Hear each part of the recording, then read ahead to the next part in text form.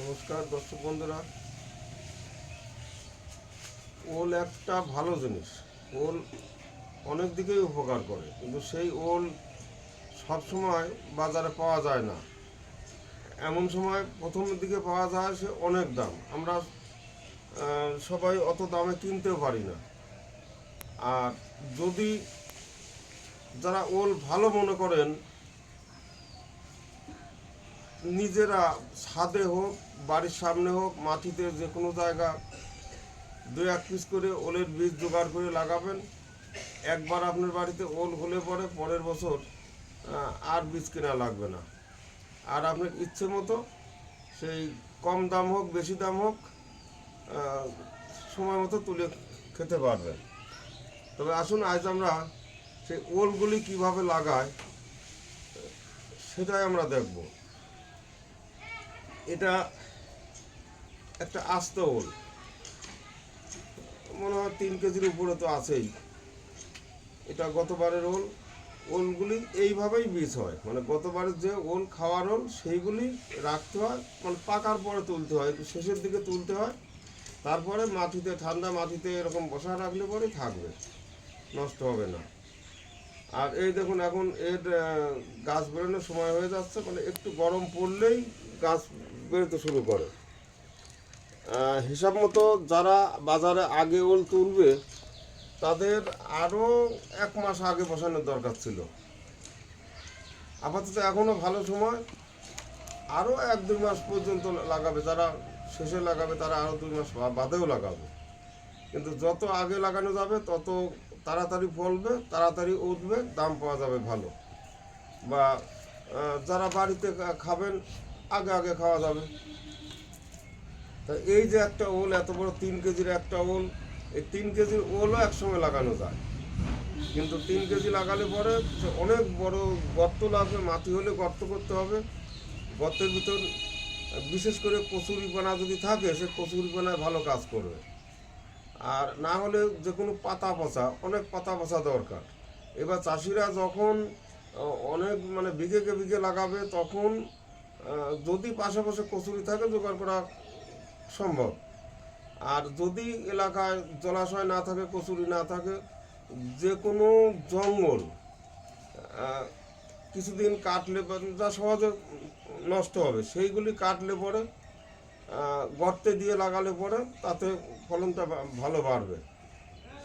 আর যারা 2-1 পিস বাড়িতে লাগাবেন তারা কচুরিপানা যদি জোগাড় করা সম্ভব হয় সে তো হলো।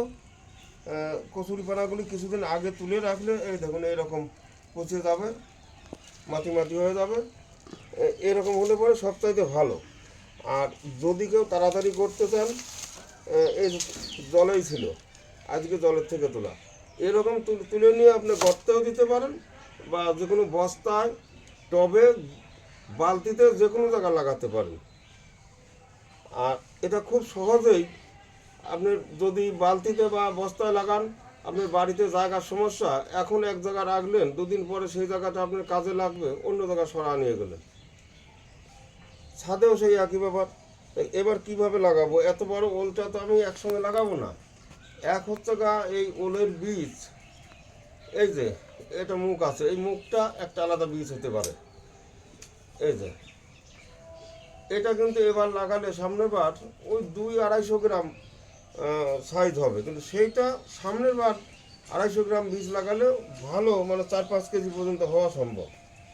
তাহলে পরে এই এদিকে আবার একটু দেখুন, এই মুখ দেখা যাচ্ছে। তাহলে এই মুখগুলি আমি কি করব, এগুলি কাটবো, প্রত্যেকটা কাটবো।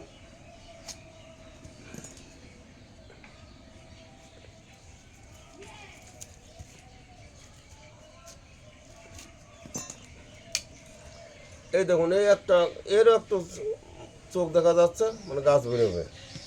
মানে যতটা এরকম গুটি গুটিভাবে যতটাই গায়ের সঙ্গে থাকবে ততটাই আলাদা আলাদা লাগানো যাবে।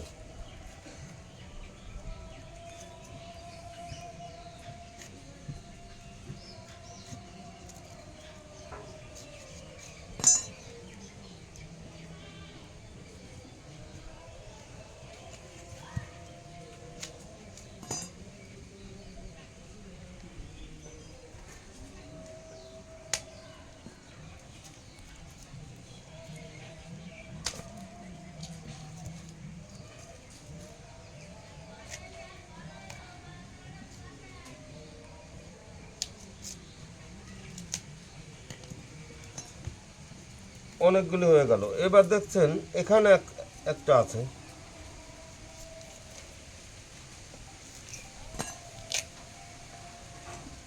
এই যে এরও মুখ বেরোচ্ছে। আবার এই যে গুটি দেখা যাচ্ছে, আপনি মনে করলে এই গুটিটাও আলাদাভাবে ভাঙলে পরে এটাও লাগাতে পারেন। এটা হয়তো জোর 25 গ্রাম 50 গ্রাম ওল হবে এই বছরে। এর থেকে সামনে বার আপনি আবার বীজ করতে পারেন। তাহলে দেখলেন 3 কেজি ওল বাজারে কিনতে গেলে অনেক দাম, ওলের বীজের দাম ভালো, কিন্তু এই একটা ওল থেকে দেখুন কতগুলি গাছ করা সম্ভব। আর এখানে এইটা আমি যদি একসঙ্গে লাগাই, বড় জায়গা দিতে হবে, অনেক বড় ওল, আর অন্তত এটা লাগালে 10-12 কেজি ওল হওয়া সম্ভব। তবে আমি একসঙ্গে করব না, এটা আমি কয়েক পিস গাছ করব, এটা ভাগ করব।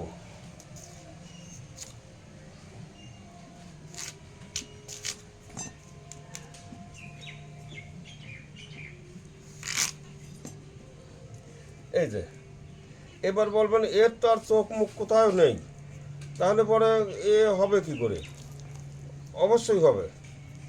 এটা শুধু এই রকমই না, এটা যদি আমি এই রকম ভাগ করি, এ ভাগ করে লাগালেও হবে। এই যে এ ভাগ করলেও আবার দুটো গাছ হবে, আর যদি একটা লাগাই তাহলে একটা গাছ হবে। তাহলে এবার আপনি যেরকম সাইজ লাগাবেন সেই রকম সাইজ করে নেবেন।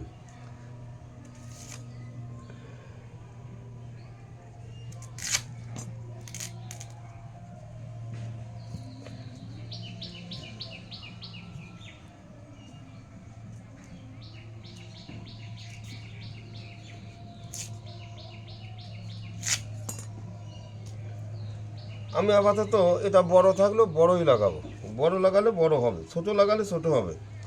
আর এটা এরকমই থাকলো। এটা যদি আমি এখান থেকে ভাগ করে লাগাই তবু এই একটা গাছ হবে, এটাও আলাদা গাছ হবে, তো সাইজ ছোট হবে ওদের। তার থেকে দরকার নেই, আমি একটু বড় জায়গায় দেবো, একবারে বড় হবে। এটা এখনও প্রায় 600-700-800 গ্রাম হয়তো ওজন হবে কিনা। এই এই ওলটাতে মানে 3-3.5 কেজি হওয়া সম্ভব, যদি আপনি ঠিকঠাক যত্ন সহকারে লাগান, ঠিকঠাক যত্ন করেন। আমি এই বালতিতে গাবলায় বসাবো, এটাও সেই টবের মধ্যে আমার ফুটো করা আছে। জল বেরোনোর জন্য আমার দইয়ের হাঁড়ি ভাঙা দেওয়া থাকলো।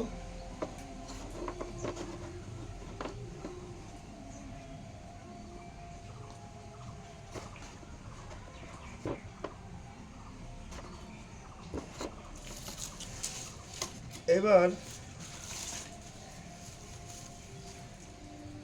আগে কিছু মাটি দেব,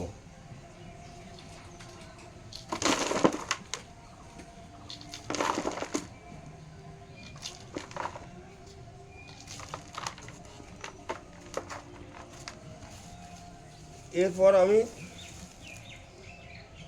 যেগুলি কিছুদিন আগে তোলা ছিল সেই কচুরিপানা এটা ছড়াবো। এটা ছড়ানোর কারণ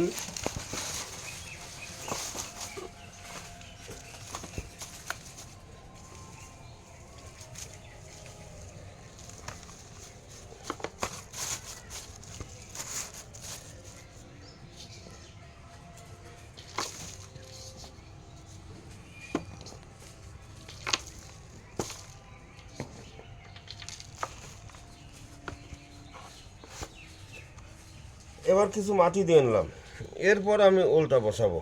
এই যে মাঝখানে বসানো হলো।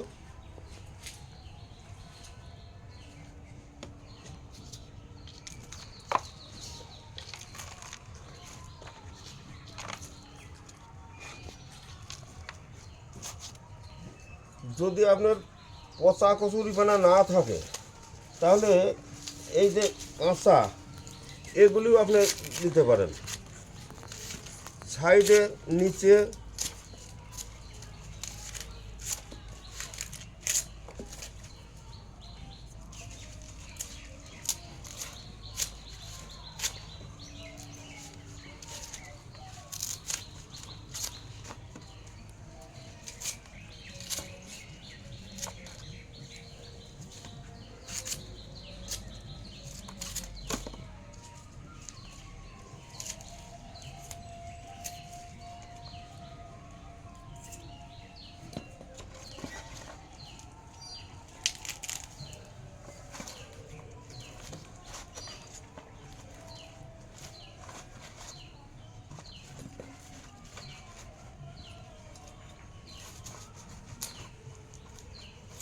কাঁচা দিলে যদি আপনার এই গাছের গোড়াটার সঙ্গে থাকে এরকম গোড়া, তাহলে কিন্তু আবার এর ভিতরেই তাজা হয়ে যাওয়ার সম্ভাবনা থাকবে, যার জন্যে গোড়াটা নষ্ট করে দেবেন। সবথেকে ভালো একটু শুকনো করে নিয়ে দেওয়াই।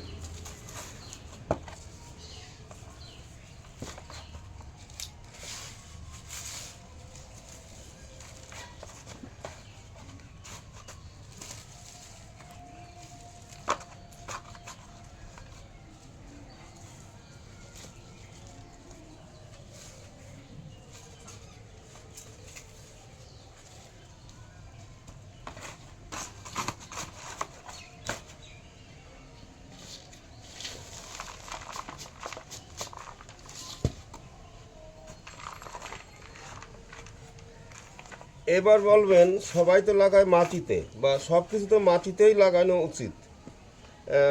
এই যে কচুরিপানাগুলো দেওয়া হলো, কচুরিপানা না দিলে কিন্তু অনেকটা মাটি লাগতো, আর এখন অনেকটা মাটি না দিয়ে আমার গাবলা ভর্তি হয়ে গেল। কারণ এটা ফাঁকা ফাঁকা আছে, এটা পচবে, পচলে সে সময় আস্তে আস্তে অল্প হয়ে যাবে। যখন এই গাছটা বেরোবে কিছুদিন পর থেকেই ওলটা একটু বড় হতে শুরু করবে। যখন বড় হতে শুরু করবে বাইরে ছড়াবে, আর এই যে কচুরিপানাগুলি থাকলো হালকা, ওটা চাপতে চাপতে মানে খুব সহজেই ওল জায়গা করে নিতে পারবে। যে কোনো শক্ত মাটিতে লাগাবেন একই সাইজের ওল, সেটার যা সাইজ হবে, আর এই রকম লাগাবেন এটার সাইজ অনেকটা বেশি হবে সমান যত্নে। তাহলে সেই জন্যই এই যে কচুরিপানা বা ঘাস পচা, পাতা পচা, জঙ্গল পচা, যে কোনো কিছু দিয়ে আপনি গর্তে দিয়ে বা এইভাবে গাবলায় দিয়ে বস্তায় দিয়ে ওল বসাতে পারেন। এটা কিন্তু খুব সহজেই ফলনটা মানে অনেকটাই বেশি পাওয়া যাবে। তাহলে এখানে আর কিছু না, আমি এই ওলের উপরে ধরুন 2 ইঞ্চি 2.5 ইঞ্চি মাটি দিলাম। এখন এইভাবে দৈনিক বা 2-1 দিন পর পর অল্প অল্প জল দেব। যদি দেখা যায় কিছুদিন পর এটা পচে একটু নিচু হয়ে গেল, তখন আমি আবার হালকা করে আর কিছু মাটি দেবো। তাহলে দর্শক বন্ধুরা, ওলটা কীভাবে লাগাবেন দেখলেন। এটা মাটিতে লাগালেও এই নিয়মে লাগাতে পারেন, ছাদে লাগালে টবেও এই নিয়মে লাগাতে পারেন, গাবলায়, বালতিতে, বস্তায়, যে কোনোভাবে লাগাতে পারেন। যারা ওল ভালোবাসেন, ওল অবশ্যই উপকারী জিনিস। 2-1 পিস করে বাড়িতে লাগালে আর আপনার পয়সা দিয়ে কেনা লাগবে না। এমনকি আপনার এই যে কচুরিপানা দিলেন, এতে কিন্তু সারের কাজ করবে। কোনো রাসায়নিক সার ছাড়াই আপনার এই মানে ওলটা বড় হয়ে যাচ্ছে। তাহলে আপনি বাজার থেকে কিনলে সেখানে কিছু না কিছু সার দেবেই, আর আপনার কিন্তু সার ছাড়া নিজেই আপনি তৈরি করে নিতে পারছেন। তাহলে দর্শক বন্ধুরা, ভিডিওটা যদি ভালো লাগে, যারা নতুন অবশ্যই সাবস্ক্রাইব করবেন। তাহলে সামনের দিনে আমি যেটুকু যা বুঝি, যা জানি, সব কিছু আপনাদের সামনে তুলে ধরতে পারবো। আপনারা সবাই জানতে পারবেন কোন জিনিসটা কিভাবে করা যায়। আমি যে বেশি কিছু জানি তা নয়, তবে যা টুকটাক জানি মোটামুটি করে খাওয়ার মতো।